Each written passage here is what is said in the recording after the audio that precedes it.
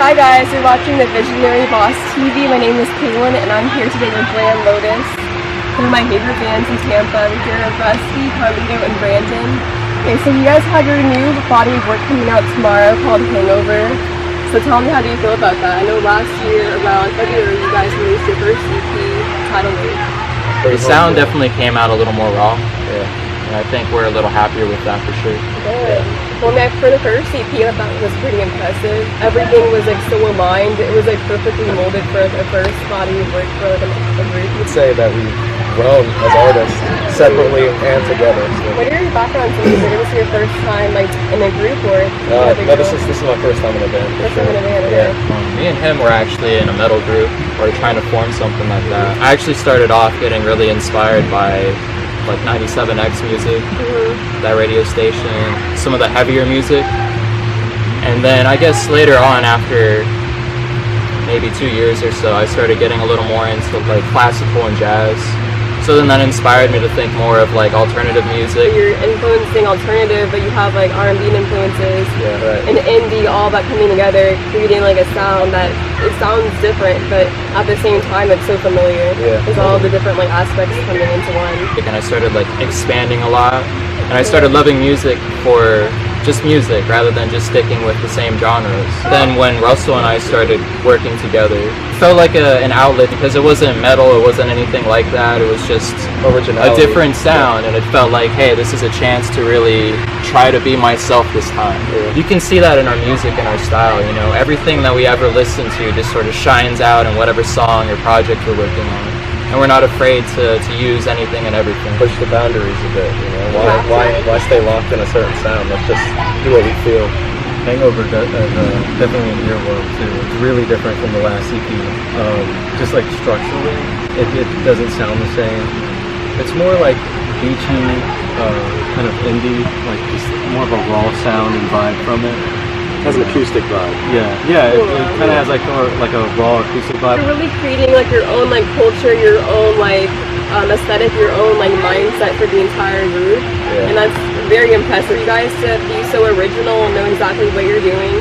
And every time you guys come up with music or cover art, and even the photos you guys post, studio photos, it just collectively it all works well.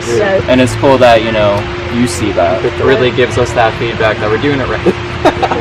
For the new Hangover album, do you have any like singles that you guys are gonna drop? Yeah, we have 2 singles coming up. Hangover's the first, and we think this EP is gonna really turn some heads. About time, because it's been a year. Can we hear the name of one of the singles? Pier 60. Pier 60. Oh, okay. Clearwater, you know. I love that. Yeah, you heard it. Yeah, of course. Yeah. Really it's just nice how you guys like shine a light on Tampa, but you make it so fresh, not forced. Yeah. Like it's not following a formula of what alternative music should sound like. We're all from different backgrounds of music, and what brings us together is the love of it. I was born in Jamaica. Wow. I'm from Miami. Okay. What I love about like local groups is that you can create your experience here. Everyone thinks that there's a formula for success, that they have to, move across the country and get signed to like a record label, but honestly, if you have true passion and you're committed to something, you can start anywhere. Something, Chip says that all the time. You can make it I feel like you see that in music nowadays. Do you guys think social media has really like influenced and kind of created your audience? Almost definitely, for sure. We got hit up by a fan in what? Puerto Rico? Wow. Yeah, I mean, it really does go places. We had a fan in Europe too, and New Zealand. So I saw the Australia video when it first came out, and I was completely obsessed. Come on, let's explore the town for the summer. Wasted, wondering if she's out messing around with another. Every time we go out, I get hypnotized by your beauty. So who directed the video for that? George Okay. the filmmaker. That's his nickname. We shot that video from morning to night, St. Pete. And that next morning, he had driven all the way to Gainesville, and the next morning he had the video done. It was a great video for your first video as well. The entire concept, because my thing about music is that when you listen to it, it speaks to you, and then we watch a concept come out into like real life, like in the video, Yeah. and it's just more than you guys like singing into the camera. It's an actual story. People can relate. It's that relatable. What inspired the storyline to Australia? Just the lyrics, essentially. She's from down under, so it's about a girl, not a girl from Australia, but a girl that's kind of conniving. It's like a play on words. And so, how did you guys get into like playing instruments? Like, did you start in high school? Pretty much my mom just came up to me and offered me a chance to take guitar lesson. The first band to actually get me thinking about guitar was Metallica. Then I started getting into jazz, and I guess like the main people for me there was John Coltrane and Miles Davis. I really love John Coltrane as a musician and as a person because of how passionate he was about music, and I felt like I resonated with that. I'm really into rap. I really love Kendrick right now. I really love Thundercat. I don't know if you guys have heard of him. I think what molded me to really focus on music was my parents' music, which was like disco, because they went to they grew up in the 70s, 80s. So disco, of course R&B, because that Marvin Gaye, that's going on around the house, like R. Kelly, also some hip hop, like some Snoop Dogg when I was young, when I was like 2001. I heard some Snoop. I was like, wow, this is good music around. Like, and as a kid, all these things kind of struck me and stuck with me, and I was like, man. And then once instruments got in their hand, and like, yo, let's try writing it. I'm like, let me take what I've heard and learned from those that came before me and try and apply it in my own way. I heard Under the Bridge by the Red Hot Chili Peppers for the first time in my friend's mom's car. And then as soon as I heard the guitar going on and the bass just melding into one another, I was like, man, I need a guitar. And I asked my mom. That was like 5th grade.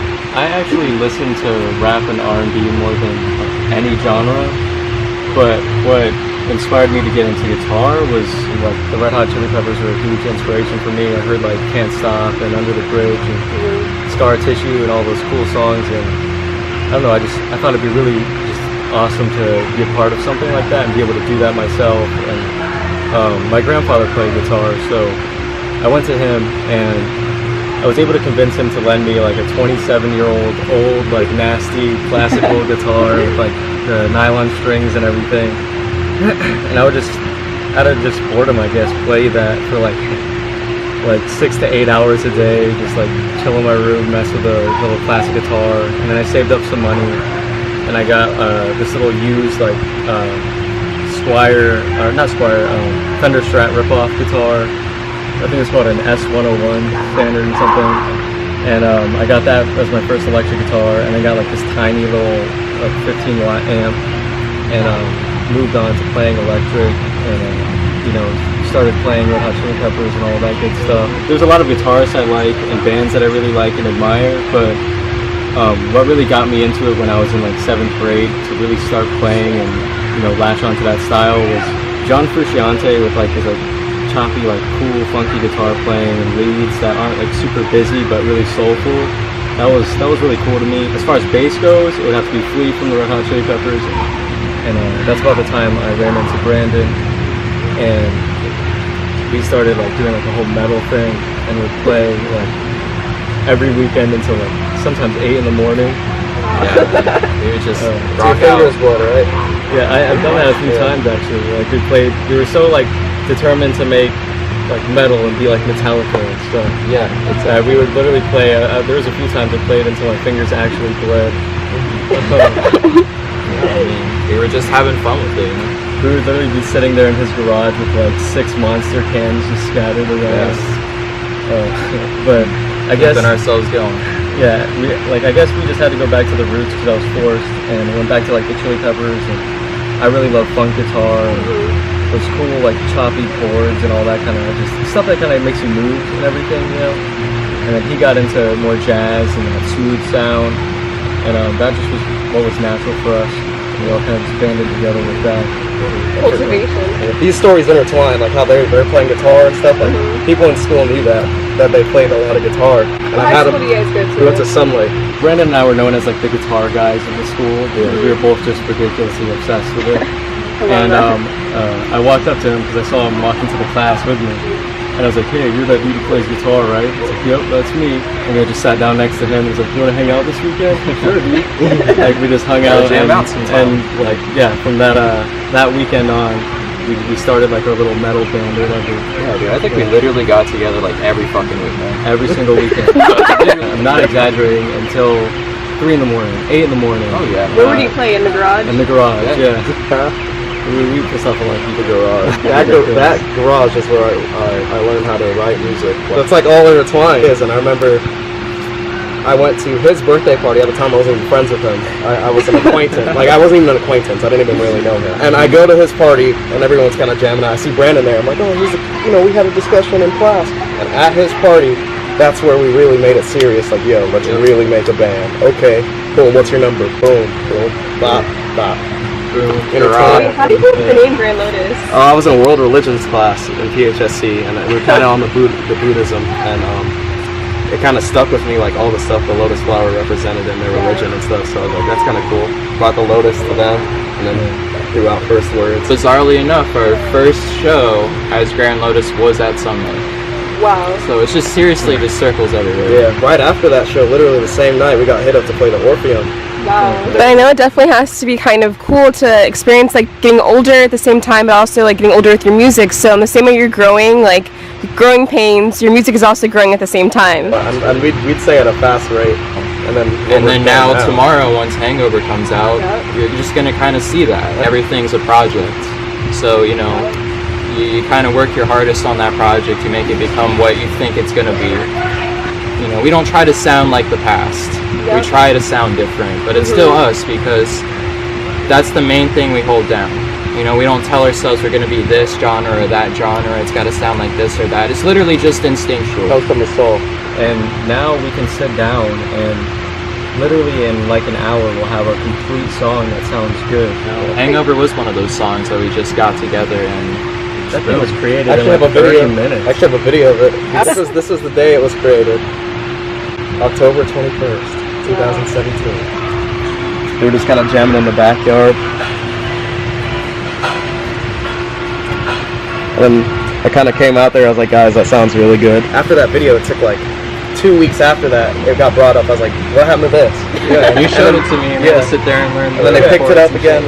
See your intuition, cool. And you knew to record it was that a hit. and save it. Why Hangover? Why that name? The lyrics again. Yeah, this is how the lyrics happen. The chorus, waking up without you and a hangover. So a year from now, where do you guys think they'll be? Because coincidentally, every year you put out a body of work around the springtime. Right. So next spring, where do you imagine yourself? The next EP is probably, I think that's going to be it. I feel like this one's going to start gathering like the real fans. Like they're going to hear Hangover and people that don't know us. Like really don't know us. Like they just and they're going to hear that and be like, man, this is cool, it's fresh, it's catchy, and it's just nice, and that'll kind of get our foot in the door really, but I think the next EP is what's really going to get a lot of attention. But the amount of growth they've made in just this year, ridiculous. Their music will resonate with everyone. With all the music we're listening to nowadays, we hear what this generation and what this era is right now. This time, like Hangover is such an earworm that like we recorded it and we're actually bumping it in our cars and listening to it pretty frequently. Yeah, it was a different vibe. Yeah, it was crazy because I didn't really do that after we recorded Tidal Wave. Like, oh, that's cool. We got our music out. Whatever. Time to move on to the next thing. But we recorded Hangover, Pier 60, and the other content. And like I actually, from time to time, I'm just chilling in my car and I just throw one of them on, like just because I want to hear it, and that's pretty cool. When you're creating the song, that's when you're listening to it the most, right? That's when you give it the most attention, right? But then once you finally release it out there, it's just sort of like, all right, time to move on and start something new. You get that relief of like, we did it. It's out there. We put our soul into it, put our minds and energy and hard work. And now it's time to go and start a new project and carry on and not hold on to the past. Yeah, and that's why it's important to be working ahead and thinking future. And we can't wait for everyone to hear it. We hope that you guys enjoy it, share it, and you really try and build a connection with our music because we just aim to please our fans, to be honest. We just want to make great music for you guys. Where can they stream it? Everywhere. Tidal, Spotify, Apple Music. And things tend to fall out the sky for us, like opportunities, which is cool. Like, it's weird, it's trippy, but it makes you feel like you're supposed to be on this path. It's innate for you guys, and you guys deserve it. Really appreciate you guys coming out here today and talking. Very organic conversation. I'm so excited about Hangover. Thank you for being fans of us as well. Yeah.